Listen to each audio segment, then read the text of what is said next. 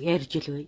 За амар яцгаан уу манайхаа орой мэндэ хэсэгхэн хугацаанд их ажилтай байлаа. Тэгээд өнөөдөр үйл дуснах нэг жаахан зав гарлаа гэд. Бууралтайгаа жаахан бүү хал юу, бүү ал юу, буудалц юу гэд. Пуу болчих гад байна. Надад одоо чахуур пуу байхгүй яана. Будалцсан тантай гэд. Тэгээ үгээр будалцах гэдэг бурлаа. Юу яасан баггүй юу. Одоо тэр бодчихсон чинь одоо хүнтэй хэрэлдэн шүү дээ. Гэр бүлийн энэ хэрэлдэхлээр одоо ямар үг сонгож хэрэлдвэл сонирхолтой бол гэж бодохгүй юу. Зарим хайраа гэж хэрэлдэлтэй юм шүү дээ. Нэг сонин. Өнөөдөр нэг гадар явж байгаад 92-ийн хоорондоо хэрэлдэж байгааг сонссон. Тэгээд инээд ч хүрэх шиг сонь санагдах шиг. Эхлээд овоо хоёулаа сайхан байжсэн. Хайр ханаа гэдэг овоо гайгүйжсэн. Дэлгүүрт явжсэн байхгүй. Тэгээд нэг 30-аад минутын дараа нөгөө хоёр хайр хань хоёр ч өстэй нэр амар хэрэлдчихэдэг шүү дээ. Мэдгүй яг юу болсныг мэдгүй. Тэгтэл амар чи юм уу өстэй нэрэ гэсэн шийдэр авалцдаг. Тэгээ бодчихсон байхгүй. Нөгөө ханаа хайраа чи хайрчваа гэж бодсон. Нөгөө тосоо гартал тэрвэрлдээ тусаа гартал зодтолтно гэдэг шиг юм болж байна. Зодтолтхон ч хаашаа. Гэхдээ тийм үү. Хоёр өөр газар төрөж, хоёр өөр амьдрал нийгмийг үзэж, дараад нь нэг гэрт ороход хичнээн сэтгэлийн гал байлаач гэсэн үзэл бодлын ноцоо байлгүй л яах вэ? Тэгэж ярих юм бол нэг эцэг их нэг голомтод төрсэн хэрнээл ах トゥ хоёр хэрэлдэх шалтгаан шаардлага байдаг. Өнний уучаанд бид нар өөр сүнстэй уучраас л оюун бодол, ажих, шинжих, дүгнэх чадвар ондоотой байдгаас л үүдэлтэй шүү дээ. Тэгтээ энэ нэг одоо давж харах хэрэгтэй. Аль миний зөв гэдэг дээр гэхлээр дусахгүй юу хэрүүлнэ. Тэр бол муйхарлал. Муйхарлал. Гагцхой шийдвэрт хүрэхэн чухал байдаг юм. Мэдээж хэм зөрөлдсөн үед бол аль аль нь бие биенийхэн яг яачв гэдгийг ойлгох хэрэгтэй. Сэтгэлийн хөг нь хааш чиглэв. Сэтгэл нь юунд бохивдав, юунд таашав гэдгийг таних мэдэх нь чухал бөгөөд. Тийм үү? Энэ их хэм бүхий үгийг надад хандан хэлж байгаад баг зэрэг талархаж. Гэхдээ бас өөрийн үзэл бодол, онцлог, тухайн хүнд хэрэгтэй хэрэггүйг ойлгуулж, үр дүн гаргахын тулд хэрэлдэх нь чухал байдаг. Бас хэрэлдэх ёстой гэж юу? Мэдээж хэрэлдэн. Хэрэлдэхгүй гэвэл худал. Ухах нь. Тэгэхээр хэрэлдэх, хэлэлцэх хоёр чинь ерөөсөө нөгөө хашигчж байгаа юу, шивнэж байгаагаар юу гэдгээрээ л ядгаатай. Хашгирч байгаа юу гэнэ. Илүү одоо юм хүчтэйгээр ингэж орилоод хашгираад ингэхлээр давна гэсэн. Айлгаад нөгөөдгийг айлгаж байгаа байхгүй. Зүгээр чөтгөр шиг хашгирцсан дээр. Тэгвэл аймаар шүү. Хамгийн гол нь өөрийгөө ойлгуулж, бохимдол, твдэл, айдас, сандрал, үзэл бодлын зөрчилдөө, тав тухайн орон зай гимтээд байгааг л илэрхийлэх гээд тэр чинь хэм өндөр өгөөдийг харилцагчтай өгж байна шүү дээ. Гэтэ энэ чинь муу зүйл биш. Тэр өндөр хэмээс чинь үр дүн гардаг учраас. Тэгэж байж нэгдсэн ойлголт хэмэнд хүрч хоёулаа тийм үү. Бие биеийнхээ галыг хурцлах учраас байх ясны бөгөөд зүй зохистой авч явах ёстой зүйл. Тэгтэл тэр хэрүүл чинь зодон болдог шүү дээ сүлдээ. Энэ чинь нөгөө зүй махалаад шидэд буснуулаад тийм хохиролтой хэрүүл хийж яадаг байна. Хохиролтой багтай. Дараа нь хоёулаа дахиад эвлээл шинийг бүр гоё шинийг авч тавина гэдэг. Тэгэж байгаа салчвал яах юм? Бүр аюу гоё арга оллоо. Ингээд дургуй өргсөн юм уурлж байгаа те. Далимдуулаад хагалчаад тэгээд дараа найрамдахлаараа шинийг авч болох юм шүү дээ. Тэр чи оос залбирсан. Үгүй юу. Хохирол гараад байна. Хохиролтой байна. Тэгэхээр манай цаг үе бол хохирол гэдэг зүйлийг ихэ үнэлдэг засагтай байсантай холбоотойгоор аль болох хохирлыг бага байлгах соёл бий болж байсан. Мэдээж дайтдаг та нар юугаараа хохирол багтаа байдэн гэж одоо хашгич хүмүүс байгаа. Гэхдээ яг хуу тэр дайн чинь тийм үү? Манай газар нутгийг авах гэсэн харь улсын бодлого дор бий болоод бодныг дотор нь хагаралдуулан бутраагаад байсантай. Улбаатайгаа тэсэж гарах нь өөр бодлого баримтласнаас хоорондоо байлдаад байснаас биш. Бүгд л энэ хамгаалан хүсэж байсан шүү дээ. Тийм учраас засаглалын хувьд бол ерөнхийдөө хохирлыг бага байлгах, үр өгөөжийг их байлгах үндэсэн үзэл байсан. Тэр чинь яг засаг захиргаанд орж шээ. Тэр чинь хүний зан арийн шинж нөлөөл. Өөрөөр хэлбэл эрх чөлөөтэй гээд та нар нэг сэтгэл зүйд автаад өөрийнхөө үйлдэлийг тийм үү. За юу ч байж болно гэж төсөөлөлд автдагтан адилхан. Манан үед бол тийм үү. Хохирол, дэнсэд, засаглал гэдгээс болоод бас нэг өөр сэтгэл бий болдог юм. Тэгэхээр нөгөө нийгмийн уухайлагч нь ард түмнийг юу төсөөлөх вэ гэдгийг чиглэл болж өгдөг юм шүү дээ. Танаа цаг үеуд яадгаар өвчлөлтсөн хүмүүс шүү дээ. Яадгийг.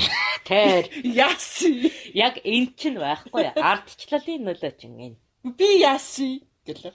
Яг наадч. Яад. Тэгэхээр өөрийгөө дүгийлгэж бусдыг доромжлох сэтгэл зүй чинь яг энэ ардчлалын чинь сүүдэр сэтгэл зүйн юм шүү дээ. Яаси. Ер нь яаси. Тэгээ өөрийгөө эрхэмлээд байгаа байхгүй юу? Яасан гэдэг нь? Яаси. Нөгөө хүнээ эрхэмлэх, ойлгох, нинжин сэтгэл гаргах тэр ойлголт чинь би зүгээр гэж яах чинь оролдоод байвал яах юм? Би яасан л гэж асууж штэ бодлоо. Багч нь танаа ардчлалын сэтгэл зүйн өвч юм. Гэхдээ би одоо өөрийгөө юу гэж асуух вэ? Би яасан гэж асуухгүй өөр юу гэж асуух юм тэр хүнээс. Наад чи танаа ардчлалын сэтгэл зүйн өвч юм. Үгүй.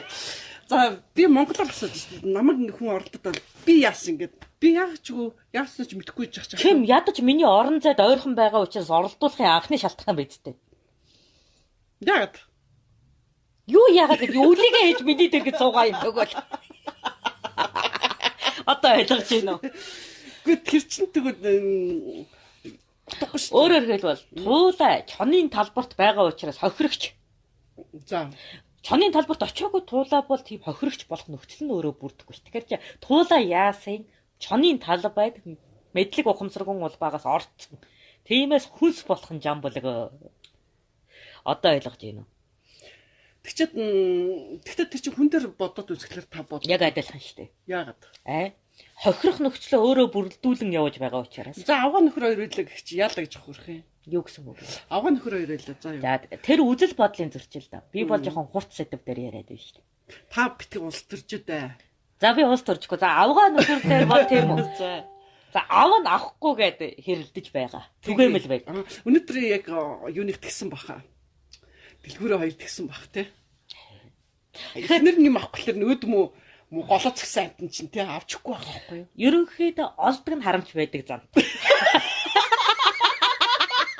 Гэхдээ авгаа нь олдог байвал яах юм бас. Тэгэх юм бол засуулалт нь төйм их нөлөөлөхгүй.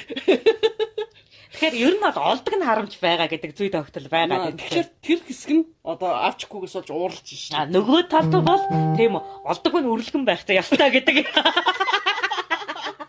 Олцсон дээр нь үрээд авах. Олцсон дээр нь үрээд авах ёстой гэж нөгөө талын үзэл бодол байгаа. Тэгэхээр олохыг зовсон хүн чинь харамлах сэтгэлтэй. Олзыг харсан хүн чинь шунах сэтгэлтэй. Яг эндээс чи хэрүүл төрнө. Ойлгож байна уу? Тийм байна. Тэгтээ нэрээ бас тэгдэж ш. Нэр би хаяа ингэ нөтөө явж хахад тэрмэт нь одоо би энэ копи аамаар нэг уумаар ихлээр яах зөндөө агаа штэ гэхлээр уурдаг тийм шиг юм дээ.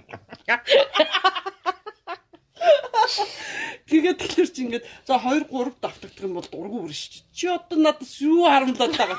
Яахлаар би нэг ууж болдгоо ганц кофе гэлээ. Тэгэхээр гэрэр чин дүүрэн цай байгаа ш. Чи очиод өөрөө харах. Тэрнээс чи уйцсан би шин цай уумаар байна гэдэг тэр уухгүй ч биш. Яа энэ шиг гэсэн үг тий. Энэ юм болоод байна гэсэн. Яг тийм юм болоо. Тэгэхээр чин заах одоо чин маш их юм байгаа шүү дээ бид нар авах юмнууд. Дэлгүүр орохор чин шин маш олон амар юм байгаа юм чи яах юм. Зөвхөн авмаар юм цөөхөн байсан ч асуудал байдаг. Тэгэхээр танаа цаг үед чин юугаа авах юм? Бах гадаа бах хонь байгаа. За би чамд гэр бүлийнхээ нэг хэрүүлэг дэлэг яг өвгөн оваа Тийм үү. Өвгөн оваа зүрхий хоёрын хооронд хэрэг. Ер нь бол бусад хатдууд бол нэг тэгж их амар намаа хэмлээд байдаггүй. Зүрхий өөрөө нөгөө уйдэрдагч эмэгтэй. Тийм үү. Тэгээд нөгөө отгийн захирагч учраас баг зэрэг дээрэнгүй зоримог замтай. Тэгээд тэрнээсээ болоод надтай их үзэлцдэг байсан. Хил амаар. За хутагш үгээрч үзэлцэн л дээ. Яна. За яа. Угаасаа тэр цагийн хоёр дайчин юм чинь. Нуугаад ч яах угаасаа цэргийн эрдэмээр хүмүүжсэний хэвэд бол хизээ аминд нь хөрөх үү? Хизээ аминых нь наагур байх уу гэдгээ таамагладгийн хувьд зэмсгэрч үзэлцэл. Яа. Суралцмаар юм байна. Тэр чинь гоё юм байна.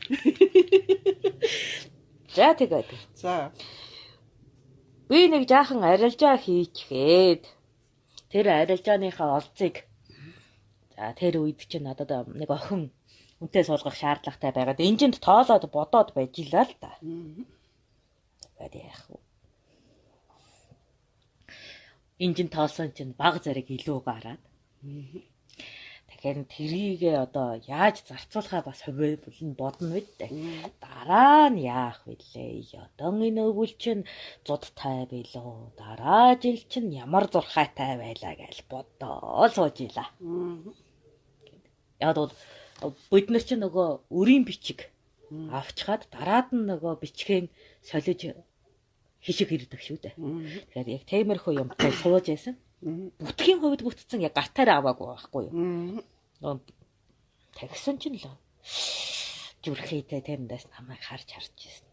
Алтан сандалдаар агдагаадаагаар тавгүй л гэж байна. Алтан сандал дээр агдагаадаагаар. Тэгэхээр та гинэг сандал дээр суучаад ингэ нугдагаа сууж исэн гэсэн үг. Нугдах биш агдах. Агдахаа. За. Агдах гэдэг үг мэдээгүй юу? Мэдхгүй. Агдан гэдэг чинь одоо яа гэсэн үг. Агтай. За мэдхгүй юм байна. Магадлах, баталлах, гэрчлэх гэдэг үгийг агдах гэдэг юм.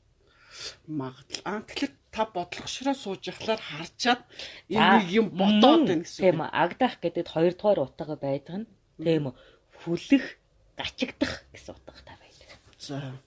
Ухамжтай юу. Тэгэхээр алтан сандал дээр байж байгаад би бодлогоширж байна. Уул нь бол би зүгээр л сандал дээр сууж байгаа алт биш. За. Тэгэхээр алт гэдэг бол ямар нэгэн зүйл олж байна гэдгийг илэрхийлээд агдах гэдэг нь тэгээд магадлаа тооцоод байгаарай. Ер нь бол та хөрөнгөө тооцоод байгаарай л гэж хэлээд авахгүй юу.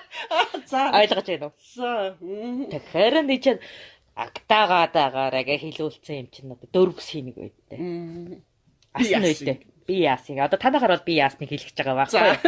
Би яг тэр үеийнхээр хэлэх үү. Зотг. Ширвэг гэчээд ширээд ирлээд байна. Хэрвэг гэчээд энч тоолоод чи яах гээд байгаа юм. За. Тэгсэн чинь авснаа хараад арын тоолол, өгснөө хараад өврийн тоолол. Ди насалж хаад ганц боо ирвэхэ торго үзүүлчихгүй харамч гэдгийг. За. Өнгийн чин гундаасан биш үү? Зүсций чин харлуулсан биш үү? Юугаасаа гэд нүдтэй. Яа. Шүлэг уншаад байгаа юм шүү та хоёр чинь. Хэрэлдэж штэ. Ийм хэрүүл гэж хаасан юм. Таксан чинь юу гэсэн гэж. Алаг тарагнаа чинь арчилгаа дутцсан биш үү? Арайг нь сайртай л өнгийг нь гэрэлттэл цэвэрлсээр өөдөс болж бутрах төгтлөө сармаа болоод сахижих төгтлөө штэ. Гэт наадах чи хэрүүл биш юм буурдаа. Той чи шүлэглээд уншаад байгаа юм биш үү? Хэрэлдэж ах чинь. Аан маань хэрэлдэж байгаа ч. Тэгэж ингэж яан гинэ ямар хачин. За. Одоо орчин цагийнхаар би бас төсөөлөд бодчих. За би орчин цаг руу орчуулж өгөх үү? Задаг. Юм олчоод юугаа харамлаад байгаа юм бэ? Юугаа өсөө шулмсаа? Юу гэдэг чи шулмсаа гэж. Тийм л байхгүй юу? Ихнэр нэг ширээгээд ширээн дээр шиг гэдэг нь болохоор юугаа хараад байгаа шулмсаа гэсэн үг юм уу? За тэгээд тэргээр л хэлчихгүй юу амир нари уран сайхан нарийн ерөнхийдөө бол тийм сэтгэл зүйтэй л хэлж байхгүй юу? Ойлгож байна уу? Юу гараад байгаа? Яг байгаа гэж. Тэгээ маш муухай гад шир үгээд. Муухай байна, царай муутай байна гэдгийг бас хэлж байгаа байхгүй. Хялаачаад манайхаар одоо хялаачаа цэхээчээд. Хялаач цэхээчээд яачаад байгаа юм чи. Юу да муухай хараад байгаа юм гээ. Тэр юм бэ. Тий. За нэг тиймэрхүү л байхгүй юу? Ойлгож байна уу? Хэрэлдэж байгаа учраас. Энд чи хүчирхийллийн үгнүүдийг их ашиглана шүү дээ. Тийм байл та. За. Тэгсэн чинь тест. Юу лээ? Инглих болохоор өөртөө эдэлчихэд өгөх болохоор надад сарамлаад яах гээд байгаа юм чи гэж яахгүй юу? Нөгөөх маань. Тэгэхээр юм байгаа байдтай гэсэн чи. Юу байгаа нь надад хамаг авсч өгсөн юмнууд чи хуучраад эдэгдээд сармайгаа дуустаа гэж яахгүй юу? За. Тийм л хэрүүл байхгүй юу? Тэгэхээр тэгээд шунлын тулан байна гэж нөгөө талаас хэлдэг шүү дээ. Тэгсэн чи би юугаараа шунсан. Байгаагаа л нэхэж байна шүү дээ. Өгч чадахгүй байна уу? Хайргүй мүү гэж нөгөө талаас хэлэх байхгүй. Нэг ийм хэрүүлийн сэдв юм. Өнөө цагт орч болно. Тэр тэнийг яагаад ийм одоо гоё болгоод байгаа? Юу гоё? Тэр үеийнх нь хэв шинжин шүү дээ. Тэгээ энэ чи гоё биш. Хүүхдүүдийн дэргэд бол авах юмгүй хэрэлдэж яах чи.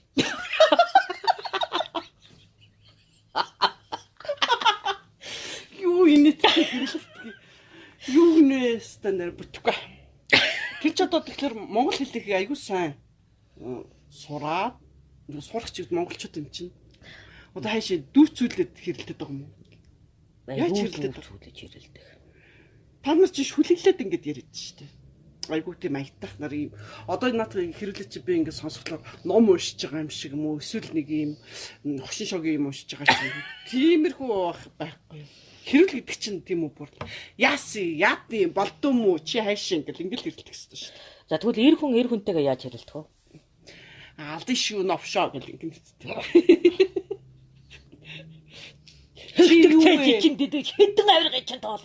Атсан үдий чинь атгаж, амин иргэтэн чинь атгаж. Өөрий чинь хүйсрэж, охны чинь өвөртөлнө. Я буцалт. Наад чи буухай. Одооных нь хамаагүй дөр. Чи болно гэдэг байхгүй. Одоо ч харин ингэдэг байхгүй. Дэшиг баг тусмаа гүлэг болгоно л гэдэг ингэж байна. Тэр чи арай гайгүй хэрүүл юм байна. Манайхан ч одоо ирчүүд нэг аятайхан хэрэлдэт байгаа юм шүү. Тэгээд их удахтаа алдсан шүү. Галын яс би дэлгэгдэж өтгөөч хийчих хоорноо. Алдсан шүү л гэж. Яах вэ? Одоо юу орчин хэлээр материалист хэрэлдэлт шүү дээ. Матер үзэгдлийн хэрэлдэлт л байгаа байдаг. Наад чи муухай хэрэлдэлт. Юу гэсэн үг юм? Одоо наад чинь тэг юм бол бид нар амар ямар амар бузартай юм бэ? Ямар ярагч юм бэ? Ямар заваа амт юм бэ? Станаар ингээл ингэж. Тэгээд их удаа за зэрэгтэй хүмүүс юу гэж хэрэлдээд байдаг. Новшоо юу вэ? Чи хизээд юу лээ? Юу чи юм уу яасан том болцсон. Намайг барах уу? Гүлгөө чамайг гүлэг болгоно гэдэг. Өөрсдөө дандаа нохоо ийм багтарцсан гэлдэж байгаа. Тэр нь арай дээр юм байна. Йоо надад ч яргалцлаа шүү дээ шууд. Үлдэж чадхаа л хэлнэ шүү дээ. Тэгээ та нар нөгөө эд шидтэн юм шиг нохой болгоод л хүний өсөлтийг үгүйсгэж том болгоод хэрэлдээд байхад бид нар бол боддоор хэрэлдэж шүү дээ. Алаад тарих нь өтөх нь үнэн. Бүр хэтэрхий үнэн. Үлдэж болох үед үнэн хэрэлдэж үе шүү дээ. Би янаач. Тэгээ та нар эд шидтэн хэрэлдээд бид нар үнэн хэрэлдэж шүү. Энэ хүн сонсож гин үү? Эд шидийн хэрүүл хийж байгаа юм шиг байна шүү дээ. Бурлаа. Тийм ээ. Эд шидийн хэрүүл. Харин эд шидийн. Гөлөг болгоно, амтан болгоно. Ямар их шидтэй юм бэ? Бид нар болохоор яс болгоно, яар болгоно, зулбаг болгоно гэдэг. Амар амархан. Зүгээр матер. Та нарынхаа. Манай юуны алсан намын одоо дарга нь эрдэнэ гэж юм байдаг байхгүй. Тэр бол айгүй шидтэй юм байна. Дандаа гүлэг болохгүй л бол. Их шидтэй байна. Би бол тийм шидэггүй юм чинь зүгээр. Тийм үү. Отхыг чинь үнсийг самарч үзье л гэж хэлэх нь ихтэй. Бат ч мухаа байна. Энэ чинь бүр тийм үү. Аа. Ганц гэр бүл бүтгийгээл тийм мянгатаар нустгах тухай ярьж байна шүү дээ. Амар үг. Амар үг би өөрөө хүртэл тэгэж хэлснийхээ дараа их гимшил идэлдэг. Над ч муухай гэн. Гэр бүлийн хэрүүлж харин их сонирхолтой арай. Юутай юм бэ? Бодит. Бодит биш ээ. Бид нар бодит хэрэлдэ та нар шатын хэрэлддэг шүү дээ. Ногш болгоно гэд хүний хувцас болгоод л. Nem л байгаа байлээ. Та нар шидийг гүлэг өгөөлөө. Тэ. Тэгэхээр чи та нар ингээд амтан болгоод ид шидтэй хэрэлдээд бид нар болохоор үнэн бодит хэрэлдэж байна шүү дээ. Ядаж нүд хөмсг нь яаж хөдөлж байгаа тухай хэрэлдэж шүү дээ. Хөмсг нь ширвэг, нүд нь харваг гэдэл. Хараад тайлбарлаад хэлж юм те. Бид нар ч юм бол бас тэргээр нь хэлнэ шүү дээ. Юунда муугаа хараад. Өгсөндөө муугаа хараад байгаа юм чи. Үхээгүй хахад чи тэгээд үгсэн хүн тэгээ харах уу? Ид шидийн хэрэлдэж. Ид шидийн хэрэлж. Бид нар бодит харалдаг хэрэлдэж байна. Тийм үү? Ямар санаа агуулаад нүдний чинь цаг гэлбанаад байгаа юм. Гэт хэрэлдэж штэ. Тэгэхээр чи одоо манайх чи яах вэ? Одоо юу гэж хэрэлдэх лээ хүмүүс. За хоёлаа хэрэлдэн өнтхөө яри. Хүн байгаа мó? Нэ зогсоо цаг энийг гэдсэн чи энд чинь хүмүүс сайн байцгаана уу? Орой минь манайхаа. За тэгээ өнөөдөр болохоор хэрүүлэн тухай орчин цагийн хэрүүл болон өмнө цагийн хэрүүлийг сонирхолтой санагдаад ярьсан юм аа. Хүн байгаа бол дүрс илгээдэ. Байхгүй дууссан юм байна. Тийм бай. Тэгэхээр хоёулаа зугаацаад байгаа юм байна. Тийм байна. Тасарсан юм уу? Эсвэл нэг юм болцсон юм байна. Юу тэр хэрүүлэн тухайд гэдгээр бид нар маш их одоо монгол үг мэдтгүү болсон биш үү? Дурлаа. Харин би түрүү та нараас нэг 50 үг асуухтал та нар 5-ыг нь мэдээд 45-ыг мэдээгүй шүү дээ. Харин тэр одоо юу гэсэн үг вэ? Яг бид нар тэр монгол хэлийг мэдгүй байгаа. Харин яагаад мэдгүй байгааг чинь би гайхаад байгаа юм да. Тэр үгнүүд та нарын тэр үгнүүд хуучирсан үг болохоор тэгээд. Гэхдээ бүхэл бүтэн 45 үг хуучирж байгаа гэхээр амар. Йоо нийтдээ үгнүүд байсан шүү дээ тэр чинь. Тэгэхээр тэр чинь хэрэглэнд зохгүй байх гэсэн үг шүү дээ тэр үгнүүд чинь тийм биз дээ. Одоо эсвэл та нар огт юм хэрэглэдэггүй. Юу гэсэн үг энэ тэр чинь? Тэр чинь нэрэ. Жишээлбэл одоо түрүүний нэг ам цайх гэдэг үг шүү дээ. Ам цайх. Тэгэхээр чинь бид нар ч одоо ам цайх гэж ярихгүй шүү дээ. Ямар утга учиртай ингээд тэгэхээр мэдгүй очиж байгаа. Амцаах гэдэг чинь амцаах, цомцоох биш. Ингээд ойрхон болоод ирэхлээр цомцоох гэдэг иймэрхүү хэлбэртэй болчихж байгаа. Тэгэхээр яах вэ? Юу тавихлаар яах вэ? Амцаах гэдэг үг нь яагаад алга болчих вэ? Ам гэдэг нэг утга байна. Цайх буюу үгүрэх гэдгийн утга байна. Энэ хоёр нийлээд нэг үг болоод байна. Нэг үг болж байна тий. Тэг яагаад алга болчихдог вэ? Хэрэглэнээс яагаад тусдаж алга болж байна гэдэг сонио. Харин эн чинь уул нь бол хүний амьдралд их илбэг тохиолддог үйл явдалтай хамаатай үг штэ. Тийм үү. Баг зэргийн худлаа ярилт. Өөрөөр хэлбэл үдэд уулзъя гэчээд үд хожуурахад ирж байвал энэ амцайх. Бити амцайгаад байгаа ч гэдэг. Хэл тийм үү. Би яг маргааш гэчээд нөгөөдөр хүрээд ирэх юм бол бити амцайгаад бай гэж хэлнэ. Худлаа яриа. Одоо дуусчихна. Одоо дууслаа. Яг одоо гарлаа бүгд амцайлт штэ.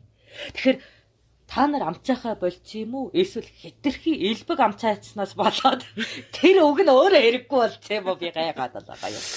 Эсвэл утга нь та нарын одоо хэлсэн утга чинь буруу байгаа юм шиг. Яагаад? Амцайх гэдэг чинь ам нь ингээд цайрахыг хэлээд байна гэж бид нар ойлгоод штэ. Юу гэсэн үг юм бэ? Эсвэл одоо өвчин давдан ч юм уу?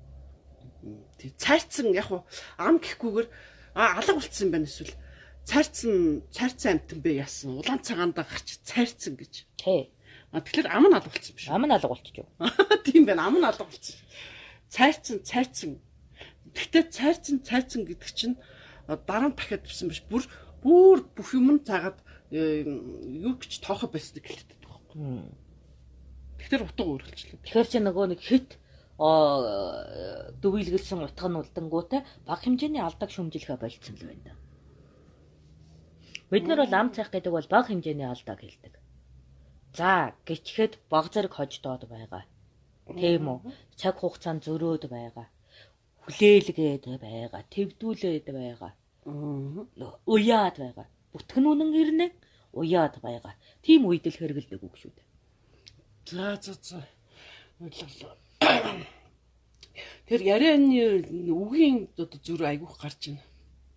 Яг ингээд юмнуудаа тайлбарлалаар одоо мэдхгүй үг айгүйх олон удаа гарч ирж байна. За орчин үеийнхэр ингээд тайлбарлаад тэгэхээр ч гэсэн яг нэг утгаа бас төгс гаргаж ирж чадахгүй байх жишээтэй. Нэг иймэрхүү асуудлууд гарч байна гэд. За одоо хэдэн минут болчихлоо. Мэдгүй хүүхэд байхгүй юм чинь дэ болио тоо. Хүүхдүүд байж гинаа, сайн уу гэж зөндөө болсон. Бид нар бүгдээрээ сайн байна. Хэрүүлийн талаар иймэрхүү асуудал байдаг юм байна шүү манайхаа. Асуулт байна уу? Энэ 9 дугаартай нэг асуултууд байсан шүү дээ. Тэр 9 дугаартай асуултууд дээр юу ярих бах. Тэр чинь бол албан ажил үү? Одоо зүгээр сонирхолтой асуулт байна. Сонирхолтой асуулт бол нэг онцсон алга байхгүй юм шиг байна. За тэгэхээр хоёулаа өнөөдөр нэг дараагийнхаа үйл ажиллагаа хийсэн дээр борлоо. Юу дараагийн үйл ажиллагаа?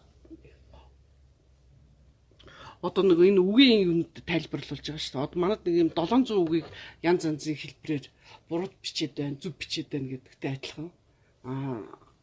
Яг монгол хэлүүд тэрийг чинь хайрнаа. Бүхэл бүтэн би ядаж нэг 10-ыг мэдэж байвал за ингэсгийгээд яриа тайлбарлана да гэж бодож байсан. 45-ыг нь мэдэхгүй болоод ирсэн чинь юу ярихаа мэдэх авилаад ирсэн шүү дээ. Харин тэн дээр нэг асуудал. Яагаад гэвэл би тэдгээр үгийг ашиглаж тайлбар хэлэх гээд байгаа учраас мэдэх нэг уу гэж би өнөөдөр 4 хүүхдээ сорил хийлээ шүү дээ. Тэгсэн чинь за яах вэ? Гэт 5-ыг нь мэдж байгаа. Үлдс нь гадаад үг шиг байна гэдэг унахаар чинь би харин яаж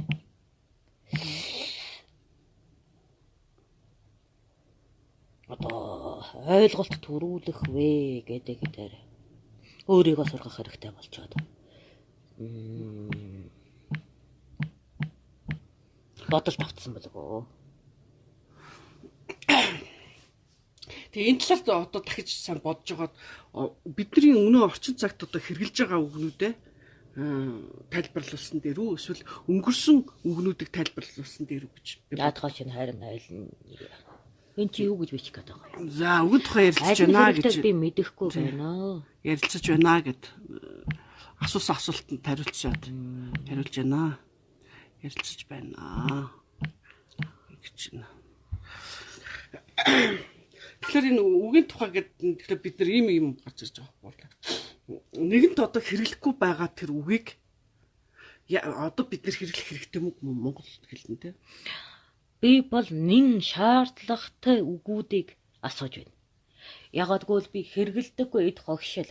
Тийм үү? Одоо тэр нүдүр, туухуу гэх одоо эд хэрэгслийн тухай үг биш. Сэтгэл зүйн үгийн тухай асуусан. Гол нь.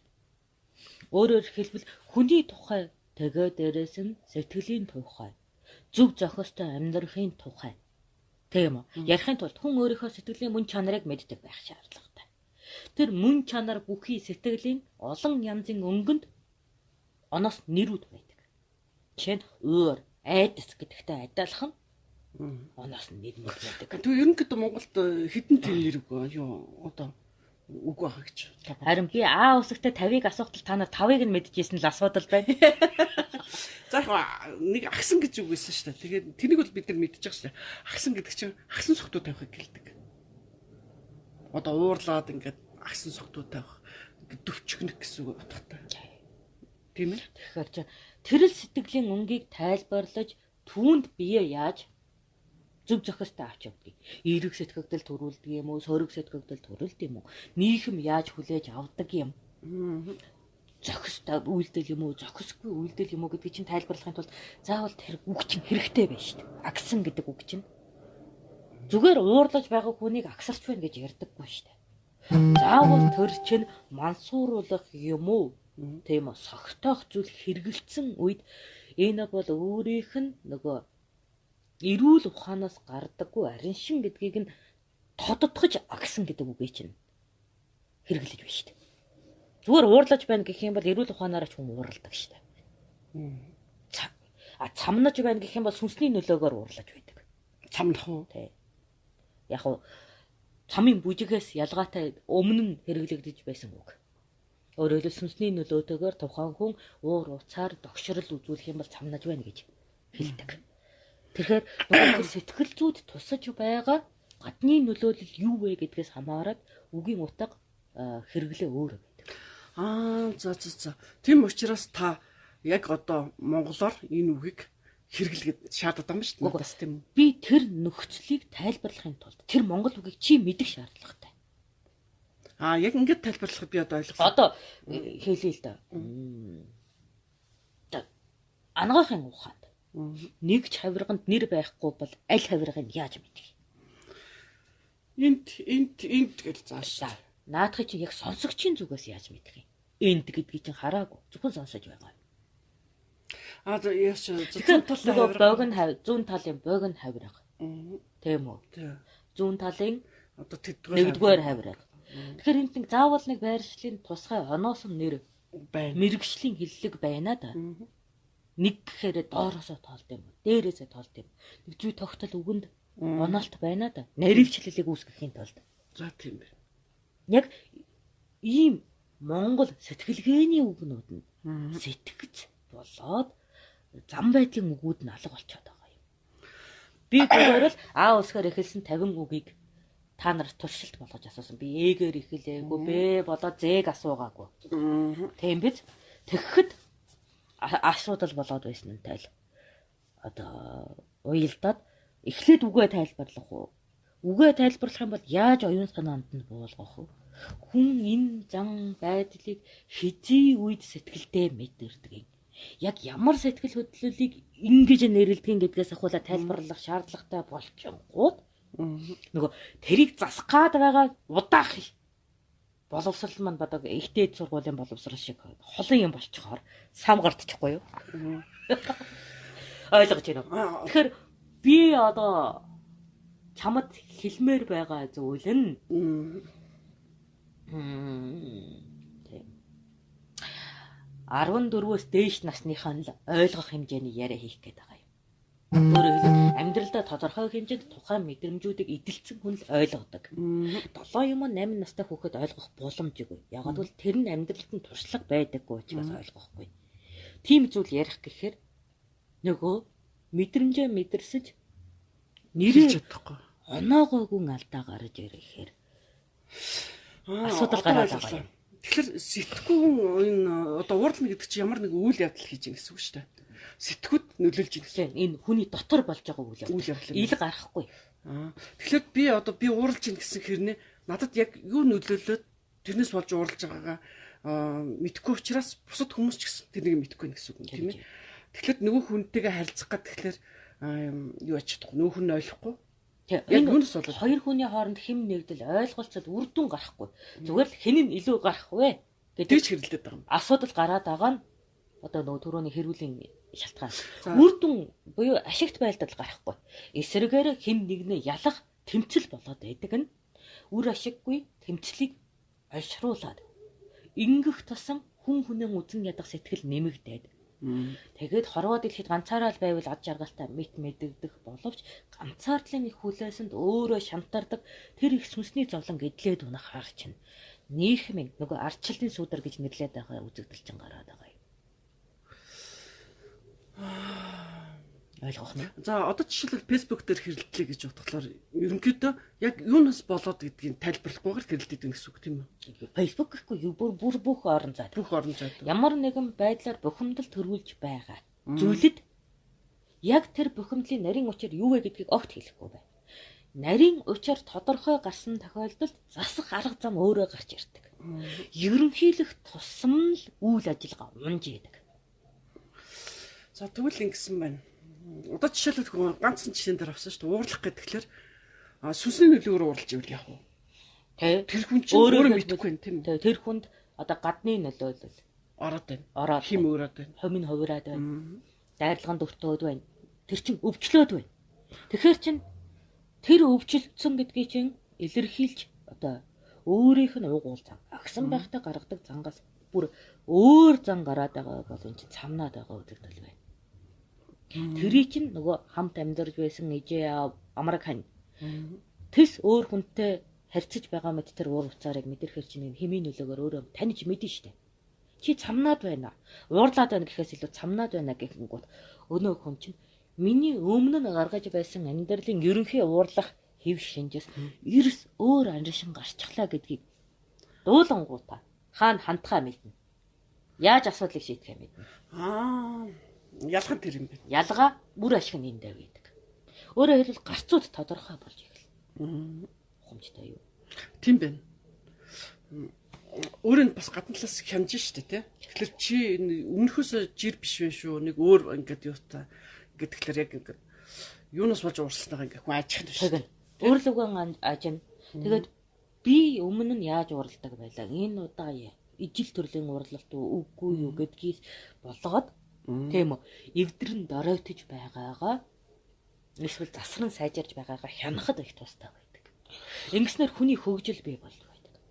Ухна илүү өмнөхөөс дортхоос илүүтэй дээш их ахих хүсэл түүнд одоо явцыг илэрхийлэх дүн шинжлэгээ нөөлөг болж өгнө гэсэн үг шүү дээ. Тэгэхээр сэтгэлийн хувьд эрүүл байх нөхцөл бүрэлддэг. Ерөнхийдөө доромжлоод байх юм бол сэтгцийн өвчтөй болж дуусдаг. Энэ бол нөгөө нийгмийн ярианд ашиглагдаж байгаа сэтгцийн үг цөөрөх тусам сэтгцийн өвчин арвижих тусмаа сэтгцийн эрүүл байдал хадгалагддаг зүй тогтолтой бүрэн хамаатай. Тэгэхээр одоо бид нарт цөөхөн үгээр хэрэлдэж байна гэсэн үг юм тий. Ер нь бол сэтгэлийн байдлаа маш цөөхөн үгээр илэрхийлж байна. Энэ нь нарийн зүй тогтлыг илэрхийлээгүй уламаас тухайн хүн сэтгцийн эрүүл байдлаа хянах нөхцлөөр дутчихж байгаа юм. Тэгвэл одоо жишээлбэл биднийг одоо гүлэг гэж загналаа гэдэгт чинь амтны шинж тэмдгээс хүн өөртөө яг ямар алдаа гаргаснаа мэдэхгүй. Бид нар бол тэгээд нийтээр доромжлоо гэж бодсон. Доромжлоо гэж бодосноос миний алдаа яг хаана байсан гэдэг нь тодорхой бос үлдчихэж байна. Чи худалч гэж хэлэх юм бол ядч гөлгөөстэй. Ягаад бол би худал гэдэг чинь ямар нэгэн зүйл илэрхийлчээд амлчаад итгэл төрүүлчээд биелэлээгүй байна гэдэг нь би энд өөрийн алдааг ухамсарлах ядаж санах тэр үгийн дохио. Гөлгөмн гэх юм бол энд утга байхгүй.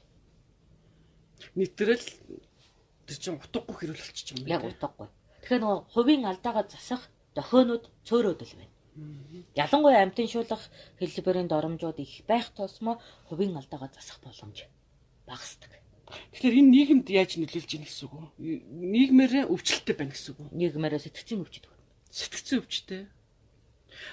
Дандаа шидийн юмнууд хэлнэ гэдэг чинь нийтлэрээ сэтгцийн өвчөнд орсон гэсэн үг тий. Шинээр сэтгэж бодож чадахгүй байх гэсэн үг юу юм? Шинээр сэтгэж бодох битгий хэл нэгж үйлдэлийн үр дүн тухайн хүний чадвар доройтол хаана байгааг харах чадваргүй. Тэгэхээр чи хүний нөөц тэр чигтээ унана л гэсэн үг шүү. Болоод байгаа юм байна. Ойлгож байна. Чи хүн бүхэн төгс биш. Тийм үү? Гэхдээ чи удирдагч манлайлагч гэх юм бол тухайн хүний чадвартай тал нь аль? Тэрийг үйл ажиллагаанд идэвхтэй оролцуулж, чадваргүй тал нь аль? Түүнд нөөлөглөх ханд нөхөдтэй харилцуулж, авч явж ажиллагааг үргэлжлүүлдэг. Тэр байхгүй үед яах вэ? Зүгээр л ямар нэгэн зутан болж өгч байна. За тэгэхээр би энэ хүн удирдах тийм үү, хүн харилцах үед энэ сэтгцийн үгнүүд маш их хэрэгтэй байдаг. Тэгэхээр одоо бол бүх ард түмэн ямар нэгэн сайхан удирдахч хүсээл өөрөө дутагнаал байж. Тийм үү? Эннийхээ гарцыг хайгаад л байна. Тэгээд нөгөө бие хүний хөгжил гэж нэрлэгдээд байгаа нөгөө өөрийнхөө зан төлөв байдлыг дээр болгох алтартнуудын зуршил, хэв, ойлголтын тухай номнууд, зөвлөгөөнүүдийг авч байна. Гэхдээ тэнд ашиглагдаж байгаа үгнүүд маань яг нөгөө гадаадын үгнүүдээс орчуулагдсан учраас яг зөв бууж байгаагүй юу бас эргэлзээд байна шүү дээ. Тэр хүний яг өх мэдрэмжийг тэрчлэн монгол хэлэнд буулгаж байгаа юугүй юу? Хэцүү. Тийм үү? Зүг орчуулж гин үү гэж юу? За өөрийгөө ол толинд харахад л болоо шүү дээ. Тэр чиний урдаас харна шүү дээ. Тэгэхээр энэ зөв орчуулга уу? Юу гэсэн үг юм? Зүйл шүү дээ. Үгүй шүү дээ. Өөрийгөө оол гэж юм, тийм үү? Тийм. За монгол хэлэнд бол би гэдэг зүйлийг хайж байна. За. Энэ бол надад бол хамгийн утгагүй өгүүлбэр шиг санагдаад байна. Өөрийгөө оол гэж. Яг бол би энд байхад өөрийгөө хайх ямар шаардлага байна. Тэгэхээр юу гэж хэлэх яг монголоор бол тэр үнийг? Харин яг ямар мэдрэмжийг илэрхийлэх гээд байгаа юм тэр үгээр өөрийгөө оол. Би хинбэ гэдгийг мэд. бид нар бол тийм үү галаа оол гэдэг үгийг бол ашигладаг. Энийг би ойролцоо утгатай үг гэж боддоггүй. Тэгээ өөрийгөө тань. Галаа тань. Тэгэхээр таарахгүй байна. Гал гэдэг нь бидний дотор байдаг ажил үйлс хийх, зориг эдвэх, гаргах тийм эрэмүүн хүчийг илэрхийлдэг. Ухамжтай юу? Ядархийг багасгадаг, байнга тухайн үйлдэлийн тухай бодуулдаг, тамир цацрахад тэнхээ өгдөг, тэр дотор хүчийг гал гэж хэлдэг. Тэгээд тэрийгэ галаа оол, галаа хай, галтай бай гихчлэн илэрхийлэн тухайн нөхцөлийг илэрхийлдэг. Гэтэл энийг өөрийгөө ол гэдэг үг мөн үү биш үү гэдэг дээр би бас эргэлздэг. Ойлгож байна уу? Өөрийгөө хай, өөрийгөө оол. Тэ. Би хинбэ? Тэ. Уул нь бол энд байхад тэрийг хайх хэрэг байхгүй байгаа. Тэр өөрөө гэдэг зүйл чинь нэг энэ уурагт бий, сүнсэн бий, тэгэхэд бодол оюуны нэгдэл болсон хайх шаардлагагүй дэргэд байгаа зүйлийг хайна гэдэг сонин санагтаад байгаа юм. Тэгэхээр одоо бид хоёрт ийм асуудал гараад байна л да. Яг үнэ. Энэ асуудал чинь би хэлэхээс ч юм уу нэг юм хоолой. За. Юу гэхээр танай одоо нэг хэвшил болгоод байгаа ойлголтууд миний хэвшил болгодог ойлголтууд хоёр Зөрөөд. зөрөөд байгаа авцалтаад байгааг би ерөөсөө мэдэхгүй байгаатай хамаатай. Бэрхшээл нь одоо нэг зан төлөв байдлын подкастыг хийх боломжгүй болгоод байгаа юм. Би подкастад нэр өгсөн шүү дээ. За. Гэрэл төрөлгөцтэй ярилцах. Цаана хүн байхгүй. Юу та юу? Дэлгэцтэй ярилцах гэдэг. Энэ бол чамд төсөөлөл олгож байгаа байд. Тий. Цаанаас ярихгүй бичигдлийн урсуулсан тий. Тэгээд юу хийн. Тэгэхээр өнөөдрийн одоо энэ подкастны өнөөдрийн лайвын ярианы гол онцлог учир шалтгаан гэвэл бид нар хувь хүний хүмүүжил тийм ээ. Тэрнийг олох гэдэг. Ер нь биеийн тухай. Биеийн тухай. Тэрүнийг одоо хүмүүс тайлбарлах гэсэн чинь үгийн зөрөө гараад байна. За бие зас, гэрээ зас, төрөө зас гэдээ манай хаа ярьдаг. Тий. За тэрний бие зас гэдгийг бол бүр албан шахалтаар багш нар заадаг. За тэр бие засах ухааныг багшилж байсныхаа хувьд би тэр боловсролыг өнөө цагт жайханч болтойгоор амтлуулъя гэж боддоггүй. Гэд заах гэсэн чинь үгийн алдаа гараад байгаа юм.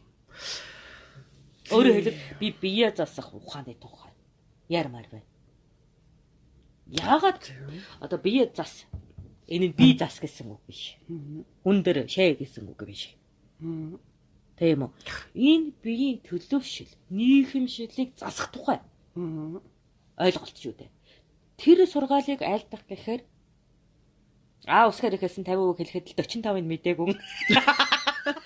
Би ганцаар биш шүү. Дөрүлээ. Мэдгүй байсны шалтгаанаар цөхрөлд автсан болоо. Тийм ээ. Яриад ахаар ойлгоод за яах вэ нөгөө хэрэглээгээ суучих болов гэхээр энэ үгнүүд бол нөгөө сэтгэл тэгээ нөгөө хүний мэдрэмжид илүү буудаг үгнүүд учраас зүгээр сонсголын чийжлэлт авч болдоггүй нь л манай том барихшаал болж байгаа юм. За тэгэхээр энд одоо уур гэдэг үгийг сонсоод энэ миний зан арай шин гэж таньжаахан тухайн хүнд чухал байдаг. Би уурлаж байна гэдгийг хүлээн зөвшөөрж байгаа юм. Тэгэхээр чинь одоо хэрүүлдэг. Юундаа уурлаад байгаа. Би уурлсан юм уу гэж. Хоёулаа би илүү хашгирч байгаа нь хоёулаа л ууртай байгаа шүү дээ. Тэгэхээр энэ хувь хүнтэй холбоотой ийм зүйлийг одоо бид нар тайлбарлаж хэлэх гэсэн чи ийм асуудал гараад байна. Ер нь энийг яг сонирхож байгаа хүмүүс энэ төр байна уу? Тэгэх юм бол яг хувь хүн өөрийгөө хөгжүүлэх талаар асуултуудаа ингээд бичээч. Дээрээ засах тухай биш. Эхлээ бие засах тухай. Тэгэхээр энэ асуултууд хэрвээ одоо хуримтлагдаад ингээ гараад ирэхлээр тэр асуултан дээрээ дөрөөлж ингээ ярихгүй бол яг эхнээс нь ийм учиртай гэд тэр цаг үед зааж исэн хичээлийг одоо тайлбарлах гэхээр нөгөө үгийн зөрүү гараад байна. Үгийн сэтгэлгээний, хэрэглээний, соёлын зөрүү маш олон зөрүү байна. Маш олон зөрүү. Харин тийм эдгээр чинь ингээ хоорондоо хэрэлдэгтэй хүртэл шүлгээр хэрэлдэт байгаа байхгүй. Энэс нь болоод би шоолж гин. За тэгээд тэрд нь одоо аавсгэр эхэлсэн 50 үг гэдэг нь яг юм сэтгүүтэй холбоотой одоо хүний зан ааштай холбоотой үгнүүд байгаа байхгүй. Гэтэл тэр 50 үгэн дотор нь одоо бидний хэрэгэлдэг 4-5 үг ойлгодог энэ байх гэсэн ойлгодог. Бусд нь дандаа тийм ойлгомжгүй үгнүүд. За тэр үгнүүдэд хайчгаа та бидний одоо байж байгаа үг дээр л хилээд өччих гэх. Тэгэхээр нөгөө хичээл маань нэг юм үр дүнгүй юм болох гэдэг. Тэгэхээр ийм учраас бид нар тэгэхээр би ямар тач чиний мэдж байгаа айх гэдэг үгийг бол маргааш хичээл болгож оруулъя гэж бодож байна. Айх уу? Айх. За. Сая бол бид хоёр нэг уурлах гэдэг дээр жоохон жишээ авсан шүү дээ. Яг хичээлээр нь сонсох хэрэгтэй. Айхыг уу? Айхыг. За тэгээ. За маргааш тэгвэл тэр айх гэдэг үг дээр яг ямар юм байдаг юм бэ гэдгийг бүгдээр бас лайваар ингээд сонсё. Тэгээ тэн дээр ингээд идэвхтэй оролцоод энэ лайвын доор одоо бичих хүсэж байгаа юм нь болохоор өөрийгөө яаж хөгжүүлэх вэ? Хувь хүмүүстэй хамаатай асуудлуудаа бичээрэй. Тэгээ тэр бичлэлтээс харж иж ингэж гаргалгаа гарахгүй бол бие хөгжүүлэх зам байдал, нийгмийн харилцаа чинь бие хүний ихээс ихтэй шүү дээ. Тэрэн дээр одоо хөхөөлөн дэмжихэд яг хэрэгцээтэй асуулт бол байвал зүгээр. Түүнээс би яаж том болох вэ гэдэг асуулт бол хэрэггүй. Хоол идэ том болчихно тийм ээ. Гэхдээ тэр чи бие хөгжүүлнэ гэдэг чи юу гэсэн үг вэ? Одоо ямар талаар нь хөгжүүлэх вэ? Бие булчингийн хувьд хөгжүүлж болно, сэтгэлгээний хувьд хөгжүүлж болно, ой тогтоолтын хувьд хөгжүүлж болно, ажиж гарахаа зам гаргах дээр хөгжүүлж болно. Оосо зал гаргах тал дээр хөгжүүлж болно гэд. Ингээ ярихаар чи ангаагаад байгаа байхгүй юу? Одоо энэ айгүй олон урсгал бүхий гүн ухаанууд л да. Тэгэд наадах чи гүн ухаан гэсэн хэрнээ зүгээр заагаад өгч гэдгээр уртлаас дандаа юм үг яриад байгаа байхгүй юу? Тэгэхээр үг харин энэ чинь үгээр л тайлбарлах боломжтой. За тэгэхээр маргааш хэдэн цагаас лайв хийх үү бурлаа? Чиний завтаа цагаас л хий. За яг өглөө би нэг хүртэл тэнэн. Тэнхүү та. Би бас нэг хүртэл тэнэн. Бас гадарч яхаа ажилтаа бол. Гжидэл нэг зочин ирнэ. Тийм шүү дээ. Тэр зочин явахаар л хий. За тэгээ. Тэгэхээр зочин маань хэдэн цаг байцгаа хийлээгүй. Тийм болохоор тэр зочин явахаар л гэхээр бүр маргааш 10 цагт 10 цагт маргааш лайв хийя. Шүний. Тэгтээ асуултуудаа ингээд гаргаад өгөөч. Тэгээд би энэ одоо бие засах гэдэг үгийг биегээ засах гэдэг одоо юмыг би заалгамаар байгаа. Гэтэл бид хоёрын одоо гол асуудал нь дандаа энэ үгэн дээр зөрөлдөд байдаг. Үгийг ойлгохгүй байгаад байдаг. За бидний өдөг хүртэл одоо хийсэн зүйл нь гэхээр өнөө цаг хүртэл одоо 7-8 жил бид нэг хамт гэсээр гад орчин цагийн үгээр маш сайн яддаг болсон ч гэсэн сэтгэлгээний хувьд зөрөөд байна. Тэгээ би ялангуяа өөрийнхөө сэтгэлгээ төрөмгийн ордог одоо нөгөө боловсрлоо аянгадлоо шахах гэхээр өн хүн монгол хүн хэлэхээр мэддэг байл те. Би монголоор ярьж л байгаа шүү дээ. Танай монгол хэлнүүдээ их амархан тэгээ нөгөө язгуур үгэн дээр маш урт хэмжээний дэми нөхцлүүдийг залгаснаар үг бүтдэг учраас би нэг ганц үгээр хэлэх зүйлийг л бүтэн өгүүлбэрээр ярьж байгаадаа залхдаг. Яг үннийг хэлэхэд надад энэ хэл тааламжгүй байдаг. За тэгвэл та нэг жишээлбэл одоо өөр хэрэг хэлээдэгтэй. Сонсъё. Юу өөрөөхөө за өөрөөхөө нэг юм хэл өгдөг юм да чи. Сонсъё. Тэгээ дараа нь чи ангаагаад наачин юу ингээд нөгөө урт өгүүлбэрийг хэлвэл нь шүү дээ. Тэг яг тийхгүй л ойлгохгүй шүү дээ. Таны нэг үгээр хэлсэн, хоёр үгээр хэлсэн юм чинь яаж ойлгох юм? За тэгэд одоо яг ингээд үзье. Би чамд оромжлох юм уу ерөөх юм? За вэ залин дээр дундуур доромжлох юм бол уур хэрсэн. Би яасан. Болит дахиж ажиллахгүй. Гэт ингээд хэрэлдэт онно шүү дээ. Ерөөхлөр нь бас тий. гэсэн. За тийм болох ч юм уугүй ч юм гэдэг ингэ шалт юм бат. Тэр дундуур нь та сайхан гэдэг. Аваа ий та. Яг юу? Яг юу билээ гэдэг. За юу ч яасан яа юм даа. Тэгэх тусам л хэцүү байгаа шүү дээ. Жишээлбэл юуны тухай байж болох юм. Харин юуны тухай байвал зүгээр юм. За хичээлтэй холбоотойгоор. Юуны тухай яар. Хичээлтэй холбоотой гэхээр би хичээлээ хийх арга барилан боловсруулж бодож бас энэ цаг үед надаас олон цаг хугацааг өнгөрөөсөн онгодуудаас бас зөвлөгөө авч гүөх хэрэгтэй байгаа учраас тэр чинь тэгээд цаашид ярина штэ. За. Тэгээд нэг үгээр илэрхийлэх боломжгүй учраас л би ярьж байгаа штэ. Тэгэхдээ ягаад ингэ зөрүү гараад байгаа? Ягаад би яриад байхад та бас яриад байхад ингэ болохгүй байгаа юм. Болохгүй байгааг нь чи оюуны хомсдолтой л гэж хэлэх гээд. Тэгээд ягаад би оюуны хомсдолтой бол ягаад та нар яриад байгаа? Тэг ягаад бас бус хүмүүс мэдэхгүй байгаа. Тэгэхээр чи би ганцаараа одоо төлөөлөд ярьлаа гэдэгт чинь яг талаараа бусд нь бас мэдэхгүй. Гэхдээ би чамд ухааны хомсдолтой гэж хэлээгүй. Оюуны хомсдолтой гэж хэлж байгаа шүү. Ялгаа юусэн ухаан оюун хоёр чинь. За энэ мэтчил зөрүү гардаг байхгүй юу? Ухаан гэх юм бол тийм үү? Ухаан гэх юм бол дадал зуршил талтай. Өөрөөр хэлбэл чамд хүн заагаад өгсөн хэвшүүлсэн зүйлийг бол чи гарамгаа эзэмшдэг. Өөрийнхөө сүнсээр үйлдэж сэтгэн бодож тийм үү хөхүүлж энэ өөрийнхөө биеийн онцлогийг илэрхийлэх талдаа дутмаг. Энийг оюуны хомсдол гэдэг. Манайд чинь танах болохоор мэдрэлийн өвчин гэдгээр хэлээ. Оюуны хомсдол гэдэг чинь мэдрэлийн өвчин. Харин тийм. Тэгэхээр би мэдрэлийн өвчтэй юм уу? Харин энэс ахуулаад зөрүү гоёдаг гэж хэлээд байна шүү дээ. Бид нарт бол оюуны хомсдолтой гэдэг нь өөрийгөө илэрхийлдэггүй хүн гэсэн утгыг хэлээ. Өгүүлдэг. Ухаахна. Тэр хүний өөрийн гэсэн онцлог юу ч шинж байхгүй. Зүгээр л хүн нийтлэг зүйл. Ижил хүн гэсэн нэртэй тий. За тэгэхээр би одоо боол гээд тэдний нэрийг чэжлэх албагүй бүгд л ижилхэн хөдөлмөр хийдэг гэд ингээд ангижлагтай адилдаг тиймэрхүү зүйл болчиход байгаа. Хөөе бурлаа. Одоо би оюуны хомсдолтой юм чинь одоо би нэг юм яриад та. За жишээлбэл юу гэж илэрхийлэх ёстой би? Өөрөө юу гэж илэрхийлэх ёстой? Оюуны хомсдлороо.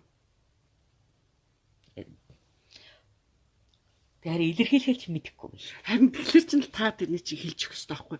Тэгэхээр нь би ингэж хэлэх юм байна гэх гээд байгаа байхгүй. Тэгэхээр оюун харин наадах чинь төлөвшөөгүй учраас л хомсдолтой гэдэг нь шүү дээ. Тэгэхээр оюуны хомсдолтой гэдэг нь яг юу гэсэн үг юм гэдгийг та тайлбарлахгүй би ээж мэдээ. Чи намайг доромжлаад. Тэгвэл би урдаас чи хэрэлдэ. Юу гэж? Намайг доромжлоо. Мой одоо юу юм. За бодоо. Ингээд л оюуны хомсдолтой чи илэрлээ шүү. Богино хугацаа сэтгэж чадахгүй л байна шүү дээ. Ямараар нь доромжлоо тэр чинь бодоо. Юугаар ч хамаагүй. Янкас юм уу ядра ааштай үг ингээд. Үнэн юм чинь. Би янхагор буюу өндөр биштэй. Тэ? Тэгээ ядра буюу хит гүжих цантай. Ааш гэдэг бол хүн бүхэнд байх ёстой өгөгдөл. Тэгэхээр чинь энэ чинь зөвл үсттэй. Тэгээд доромжилсангүй шүү дээ. Тэр чинь доромжилсан үг биш юм уу? Шинж тэмдэглэл илэрхийлж эхлэв шүү. Тэгээд доромжилна гэхэлэр яг юу ч хэлээ. Доромжлох талтай. За бодоо тэ. Муу өмхөө өгөө. Надаас өнөр ялгарахгүй. Яад бол би сүнс. Гэхдээ та чинь амьд байх та өмхөө өнөртөлдөг. Дал хийж явах та бас таа л дөө. Тэ. Тэгэхээр яг нөгөө бууцны өнөр шингэдэг л байсан. Би хүлэн зөвшөөрнө. Бодит байдал учраас надад тэнд сэтгэл зүйн төвөг байдаггүй. Тийм тэгээд үнэн. Тэгээд тэр чинь ягаад бол миний бодит байдалтай зөрчилдөөгүй. Тийм үү? Үнийг хэлсэн. Үнэнийг хэлж байгаа үед би тийм сэтгэл зүйн хувьсалт автдаггүй. Гэтэл намайг тэгвэл таныг ингэх юм уу? Эсвэл эсрэгээр нь заяа. Муу тагжсэн үг гэх юм бол таныг өндөр нураг намхан болгож юм гэсэн. Тэр чинь доромжлолтой. Тэр доромжлол болж байгаа. Ягаад гэвэл эсрэг юм ин. Эсрэг өөрөөр хэлбэл чи тагжгаар гэх юм бол тэр надаас өндөр хүн байж ажил хэлэх хэрэгтэй. Гэтэл надаас нуруугаар нам байж аж тагжгаар гэж хэлэх юм бол энэ намайг өдөж байна. Өдөж байна. Өдөж. За тэгвэл би одоо таныг гүлэг гэж хэлээ яах вэ? Надад чи яагч байж боломжгүй шийдэлтэй. Манайх чи одоо бүгдийг тэгж байгаа юм чи. Гүлэг болгоно шүү. Одоо за тохороо гарах шигтэй. Хүн Гүлэг бол хов. ямар гүлэг болох одоо бүр наривчлаа. Юуны банкрын гүлэг бол Бөв. За ингээд амраа. За ямар тач маргааш би айдсын тухай нэг илэрхийлээд үзье. за тэгээд болж ивэл Тэгээд айла болох танаа цаг үе нийхэм тэгээд та нарын сэтгэл зүйд ойр айлтхыг хийж байна. Тэр нь чухал байна. Ягаад гэвэл намайг энэ олон онгод болоод олон улаач өрс доромжилдог. Яаж доромжилдог гэхээр хатархи орчин үеийн гэж. Энэ нь үнэн л дээ. Тэгснээсээ болоод зарим нэг утга өгүүлбэрийг алдагдуулаад байна гэдэг тэгмж үнэн л дээ. Гэтэ айла болох та нарт зугуухнаар ойлголт төрүүлэхийг л хичээсэндээ алдаа бол гаргаж байгаа. Яг гэр чин бол яг жижиг учраас маш их сурах. Тэгээд түгрэг дээр төр иргэдэг. Тий. За энэ түгрэг гэдэг үгийг мөнгө гэж бодох юм бол өөрөөр хэлбэл арилжааны хэрэгсэл гэж бодох юм бол буруу. Итгэлцлийн бэлэг тэмдэг гэвэл зөв ойлголт байхгүй юу? Тэгэхээр түр гэсэн үгөө бид нар мэдэхгүй байх гэсэн үг юм. Яг энэ дээр мөнгөн дээр буюу тийм үү нөгөө арилжааны хэрэгсэл дээр төр эргэлдээд байна гэж бодож байвал та нар буруу ойлголтод автчихж байгаа. Итгэлцлийн гэрхээ бичиг байна гэж ойлгох юм бол энэ зөв ойлголтод очиж байна. Энэ хоёрын хооронд зөрүү байдаг. Нэг нь ханшин өөрчлөгддөг, нөгөөх нь ханшин унах явцад байнга өөрчлөгдөж байдаг. Өөрөөр үнгүүтлийн ямар явж байдаг. Тэгэхээр та төрөгдөр төр иргэдэг гэж хэлэх ёсгүй л ахна шүү дээ. Энэ бол миний хэлсэн үг биш ээ. Хин хэлсэн? Хааны хэлсэн үг. Хин хааны хэлсэн? Хин хааны гэж юу? Усгал хааны хэлсэн үг. Усгал хааны юм. Тэг яагаад та тэрний жишээ авч байгаа? Яг зөв учраас тэгж байгаа юм. Зөв учраас. Өөрөөр хэлбэл итгэлцэл дээр төр оршдог. Тэгээд та яагаад итгэлцэл дээр төр оршдог гэж хэлэх вэ? Та нарын итгэлцэл гэдэг удаа их хачин нөгөө бэлэг эрэхтэнд угалдаг яман готрон байж тээ тий. Тэрэн дээр кондом уу? Тэрэн дээр бичигддэг. Уг учраас би итгэлцэл гэдэг үгийг ашигламааргүй байсан. Кондомн дээр төр тогтдог гэж яриад байгаа бо. Бодлоо. Яг тийм юм болж байна. Яг тэрнтэй чиг итгэлцэл гэж бичдэг штэ. Тэгээ тэр нь маш түгээмлэр хүмүүсийн тарихынд санагддаг юм байлээ. Та ч тэгээ бодцсон биз дээ. Буурлаа. Тэрээ болилдоо та итгэлцэл яг тэр ижил хайр. Тэр хараа нөгөө чи яг тэр нөгөө ямаа чэжлэгтэй кондом гэж чэжлээд тахта яадаг ямар тэнэг юм бэ? Тэгчээд кондомн дээр төр оршдог гэж хэлэхлээр утгагүй санагдахаар усгал тааны хэлсэн. Хэлсэн үгийг ашиглая. Яна Батай. Энэ мэт одоо тэр үеийн монгол хэлийг өнөө цагт оржуулахад бэрхшээл байна. За. Йоо, шал балдай. За нэг иймэрхүү юм болоод байгаа шүү манайхаа. Тэгэхээр бие засах гэдэг үгийг бүгдөө яаж одоо яаж засах юм? Бие яаж олох юм? Бие яаж засах гэдэг юм хичээл заалгая. За би засарья. Би юмас сурья гэдэг ингээд явхлаар нөгөө монгол өгнүүд маань мэдхгүй маш олон үгнүүд гарч ирээд. Тэгэхээр тэр мэдхгүй олон үгээ болцгоо. Бидний мэдгээр хийлий гэхээр одоо хэрэглээнүүд нь өөр байна, соёлжилт нь өөр байна, утга санаа агуулгууд нь өөр байна. Ийм учраас заавал одоо тэр үгнүүдийг сурах ёстой гэдэг. Тэгээд нөгөө сурах ёстой гэд монгол үгнүүдээ үзэхлээр айгу сонин тийм үгнүүд байгаа байхгүй. Энэ үг чинь хэрэггүй биш үү гэхээр яг л одоо ийм үйлдэлээр нь нэрлэж байна л да. Ийм үйлдэл чамд нөлөөлсөн учраас чиний сэтгэл зүй чи өөрөө ийм хариу үйлдэл үзүүлж байна. Ийм хариу үйлдэл үзүүлэхийг чинь яг энэ үгээр илэрхийлдэг. Тэгэхээр энэ үгийг чинь чи ингээд байна шүү гэдэг юмыг хэлэхлээр хүн өөрөө тусгаж авч ич би энэ дээр буруудаад байгаамаа гэдгийг ойлгодог. Нөгөө хүмүүс ч гэсэн ажиглаад гаднаас хэлэхлээр чиний эн чинь буруу байна гэдгийг яг онсон үгээр нь хэлдэг гэнэ л тэ. Гэтэл бид нар болохоор энэ үгнүүдийг ингэж хайсаар хагаад маш одоо цөөхөн үгэн дээр хэрүүл хийдэг. Маш цөөхөн үгэн дээр сэтгэл зүгээ илэрхийлдэг болсон байна.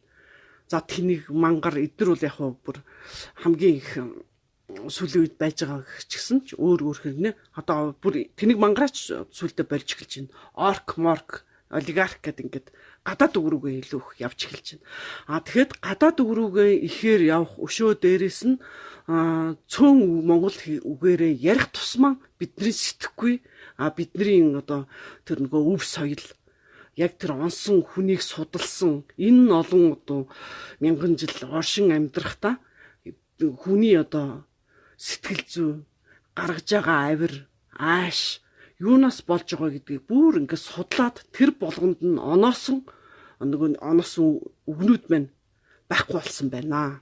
Энэ оноосон үг маань байхгүй байгаа учраас л түрүүн ингээд хэрүүл хийж эхэлсэн. Яасан, би яасан, чи яасан гэдэг нэг хитгэн тийм өгүүлбэр хуц уйл нохоо гахаа нагаад ингээд ерөнхийдөө л нэг хэрэлддэг нэг тиймэрхүү хитгэн үгнүүдтэй болоод байгаа юм байна. Тэгэхээр энэ маань яваандаа яах нь вөхлөөр сэтгэл зүйд асар их одоо буруу нөлөө үзүүлдэг.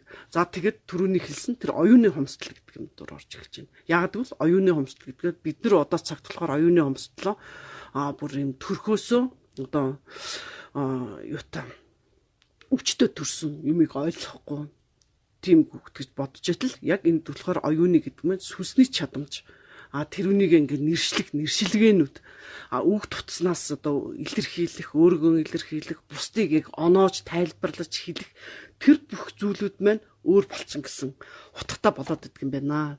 Тэгэхээр иймэрхүү учир болж байгаа учраас монгол хэлэндээ суралцахаас өөр болж байна. Яг монгол хэлэндээ суралцаад эхлэх гэхээр зөвхөн үсэгтэн дээр аагаар эхэлсэн одоо үсгнүүдтэй үгнүүд дээр л үсгэт л наацхийн түүгээд үсгэтэл 50 ийм сэтгэлийн одоо хөг гаргаж байгаа авир ааш арын шиг илэрхийлсэн тийм үгнүүд байгаа байхгүй сонин одоо агсан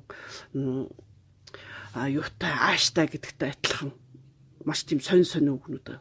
Тэгээ нөгөө үгнүүдийг одоо сурж мэдхээс өөр аргагүй болж эхэлж байгаа. Тэгэхээр энэ болгоныг хилээд ингээр зөвхөн аадар тийм байгаа юм чинь дараа нь яах юм? Эс үсгэн дээр яах юм? За үв үсгэн дээр яах юм? Тэгээд стал нөгөө хаси юутай зөөлөн хатуугийн тэмдгээс бусд дээр нь бараг л энэ авирыг илэрхийлсэн үгнүүд байдаг юм байна. Тэр ариун үгнүүдийн тайлбарлаад хэлнэ гэхээр цаг хугацаа их бараг тийм том хэмжээний сургалтын юм шиг юм болох гэдэг байгаа байхгүй юу. Тэгэхээр ийм учир шалтгаан гарсан учраас одоо сонсож байгаа хүмүүс маань зөв тавг одоо сонсдог дэмжигчид маань ийм хувь хүний хөгжил энэ боловсралтай холбоотойгоор юм асуултуудыг тавьж өгөөч. Тэгээ энд нь ингэж тааруулснаар гэж явж үздэг юм уу гэдэг нэг гол нь яагаад гэж юм гэхээр цаг хугацаагаа бас хэмнэх үүднээс. За тэгээ нэг гаргалгааг нь ерөнхийд нь гаргаад өгчих юм бол мэдээж манад одоо бас монгол хэлний одоо багш нар оюутнууд хэлэндээ сайн тийм хүмүүс энэ төр болохоор цааш нь дэлгэрүүлээд явчих байхаа гэсэн. Ийм одоо бодол сэтгэлгээтэй байгаа шүү. Тэгээд юугаа бичээрээ. Маргааш айх тэгээд айдас гэсэн үгээр учир шалтгааныг гаргахаар оройны 10 цагт лайв хийхээр ингээд тохирцгоё. Баяртай.